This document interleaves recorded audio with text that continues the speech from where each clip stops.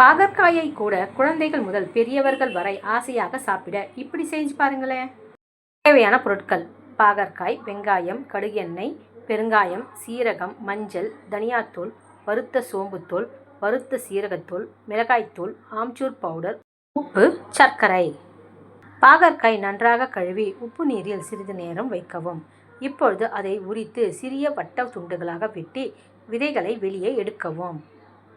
இப்பொழுது வெங்காயத்தை பாகற்காய்க்கும் சம அளவில் நறுக்கவும். இதற்கு பிறகு பாகற்காய் மற்றும் வெங்காயத்தை தண்ணீரில் சேர்த்து 2 நிமிடங்கள் கொதிக்க வைக்கவும். பாகற்காய் மென்மையாக மாறியதும் கேஸை அணைத்துவிட்டு குளிர்விக்க தனியாக வைக்கவும். இப்பொழுது வாணலியில் எண்ணெய் ஊற்றி சூடாக்கவும். அதனுடன் பெருங்காயம் மற்றும் சீரகத்தை சேர்க்கவும். சிறிது மஞ்சள் தூளையும் சேர்க்கவும்.